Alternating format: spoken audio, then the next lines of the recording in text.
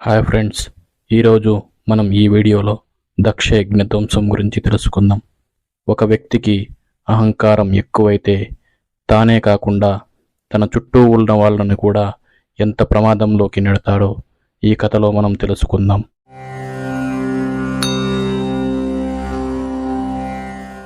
చతుర్ముఖ బ్రహ్మగారి శరీరంలో నుండి కొంత సృష్టి జరిగిందని మనం గతంలో చెప్పుకున్నాము. అందులోనే 10 మంది ప్రజాపతులు ఆయన శరీరంలో నుండి పుట్టారు. అటువంటి వారిలో ఆయన బొటనవేలు నుండి పుట్టినవారు దక్ష ప్రజాపతి. దక్ష ప్రజాపతిని తక్కువగా అంచనా వేయడానికి వీలు లేదు. ఆయన 10 మంది ప్రజాపతులకు నాయకుడు. అంటే ఆయన ఎంతటి మహానుభావుడో మీరు ఆలోచించండి. అటువంటి దక్ష ప్రజాపతికి 16 మంది కుమార్తెలు కలిగారు. అందులో 15 మందిని కొంతమందికిచ్చి వివాహం చేశాడు. అందులోనే మూర్తి అనబడే ఆవిడకి నరనారాయణులు పుట్టారు. వారే బదరిలో తపస్సు చేశారు. అందుకే బదరీ క్షేత్రముకు అంత గొప్పతనం వచ్చింది. ఆ 16 మందిలో సతీదేవిని రుద్రుడికిచ్చి వివాహం చేశారు. దక్ష ప్రజాపతి చాలా అనుకూలంగా సంతోషంగా ఉండేవారు.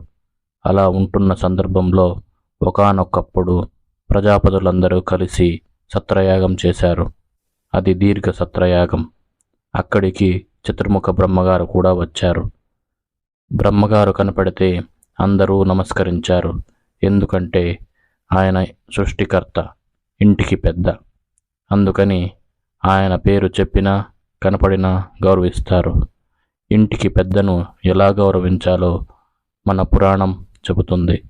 నీవు కూడా అనుభవం ఉన్న నీ తండ్రిని లేదా తాతను గౌరవించి వారి దగ్గర విషయములను తెలుసుకోవాలి. చతుర్ముఖ బ్రహ్మగారు వెళ్ళి కూర్చుంటేనే అందరూ లేచి నిలబడ్డారు. చాలా సంతోషించి కూర్చున్నారు. ఆ సభలో పరమశివుడు కూడా ఉన్నాడు. పరమశివుడు ఉన్నారంటే అది సామాన్యమైన సభ కాదు, చాలా గొప్ప సభ.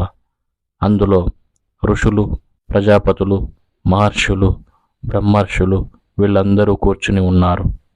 ఇందులో దక్షయజ్ఞ ధ్వంసం అనేది చాలా గమ్మత్తైన ఆఖ్యానం. ఎందుకంటే మనకి ఘోరమైన పాపాలలో యజ్ఞధ్వంసం కూడా ఒకటి. కానీ శంకరుడు ఒక యజ్ఞ ధ్వంసం చేశాడు. దానినే దక్షయజ్ఞ ధ్వంసం అంటారు. దక్షయజ్ఞ ధ్వంసం చేస్తే అది ఒక పెద్ద ఆఖ్యానంగాను అధ్యాయంగాను వినవలసిన కథగాను మారిపోయింది. అది ఎలా జరిగిందంటే, బ్రహ్మగారు సభలో కూర్చుని ఉన్నారు.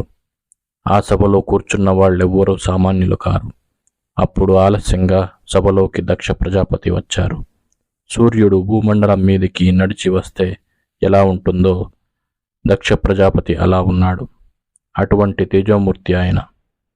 కత్తి చేత కూడా నరకబడడు. ఆయన శరీరం అంత మంత్రపు ఇష్టం. ఆయనను చూడగానే అందరూ లేచి నిలబడ్డారు. కానీ బ్రహ్మగారు భర్గుడు మాత్రం లేవలేదు. ఇక్కడ శంకరుడిని భర్గుడు అని పిలిచారు.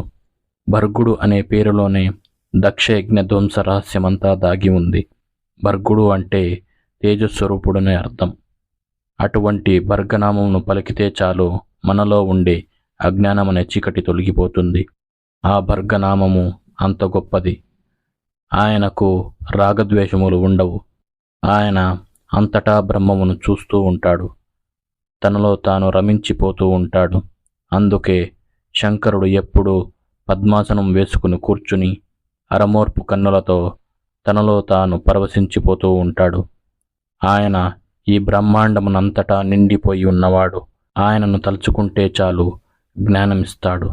జ్ఞానము ఇచ్చేవాడికి, ఆత్మస్వరూపి అయి ఉన్నవాడికి గురువు, శిష్యుడు, తండ్రి, కొడుకు, మామ, అల్లుడు అనే బంధములు ఉండవు. ఆత్మస్వరూపి అయి ఉంటాడు. ఆయన అక్కడ దక్ష ప్రజాపతి అల్లుడిలా కూర్చుని లేడు. మహాజ్ఞాని అయి కూర్చుని ఉన్నాడు. ఇది చెప్పడానికే ఇక్కడ భర్గుడు అనే పేరు వాడారు. ఇక్కడ అల్లుడు మామ సందర్భంలో దక్షుడికి అల్లుడి కంటే గొప్పవాడినని ఒక అభిప్రాయం ఉండి ఉండవచ్చు. కానీ శివుడు ఆత్మస్వరూపి అయి ఉన్నాడు కాబట్టి ఆయనకు అటువంటి అభిప్రాయం లేదు. దక్షుడు లోపలికి వచ్చేశాడు. వచ్చి లేచిన వాళ్ల వంక ప్రసన్నంగా చూడలేదు, కానీ లేవని వాళ్ళు ఎవరు అని చూశాడు. బ్రహ్మగారు లేవలేదు. ఆయనను చూసి దక్షుడు పెద్దగా పట్టించుకోలేదు. అల్లుడు లేవకపోవడం గమనించాడు. అల్లుడు కాబట్టి నాకు కొడుకుతో సమానం, మామగారిని తండ్రి లాంటి వాడిని. మిగిలిన వాళ్ళు ఇంతమంది లేచారు, అల్లుడు లేవడానికేమిటి బాధ? లేచి మామయ్య గారు నమస్కారం అని అనాలి కదా. కానీ అలా అనలేదు. అతనికి ఎంత అహంకారమో కదా అని అనుకున్నాడు. కడుపులో దాచుకోలేకపోయాడు. ఇది అజ్ఞానం అంటే. కోపం వచ్చేసింది. ఆయన శంకరుడిని చూసి కళ్ళు ఎర్రబడిపోయాయి. క్రోధంతో సభలో ఉన్న వాళ్ళందరి వంక చూసి వీడు ఎవ్వడు అని అడిగాడు. అప్పుడు అందరూ ఆశ్చర్యపోయారు. అల్లుడు కదా, ఎవ్వడని అడుగుతాడేమిటి?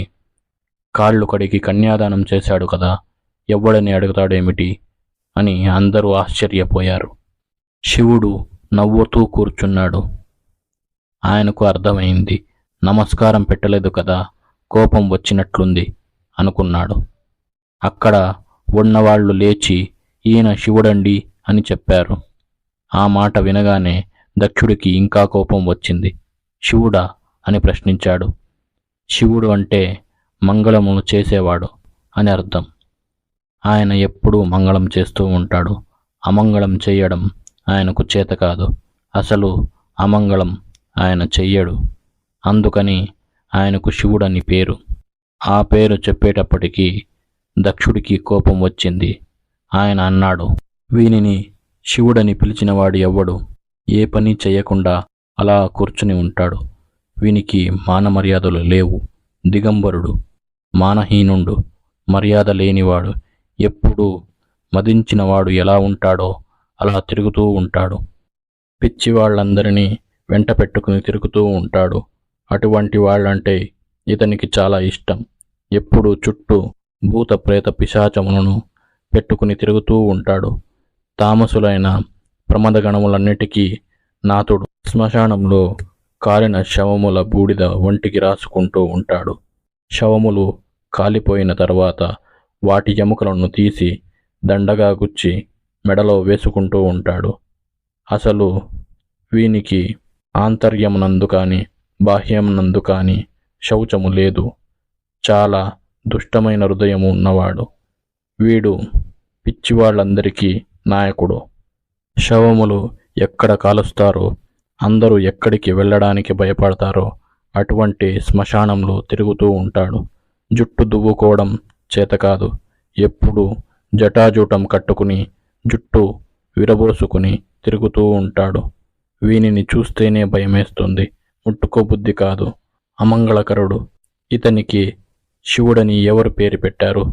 ఇతను ఎలా మంగళకరుడు అన్నాడు. ఎంత దారుణంగా మాట్లాడాడో చూడండి. దక్షుడు భయంకరమైన శివనింద చేశాడు. ఇంత మాట్లాడుతున్న శంకరుడు చాలా సంతోషంగా నవ్వుతూ కూర్చున్నాడు. దక్షుడు మాత్రం శంకరుడిని చాలా తిట్టేశాడు.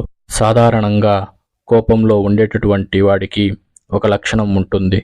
మనకి ఎవరి మీదనైనా కోపం వచ్చి అతని మీద కోప్పడితే ఎదుటి వ్యక్తి మాట్లాడకుండా కూర్చుంటే కోప్పడే వ్యక్తికి ఆ కోపం ఇంకా ఎక్కువ అవుతుంది.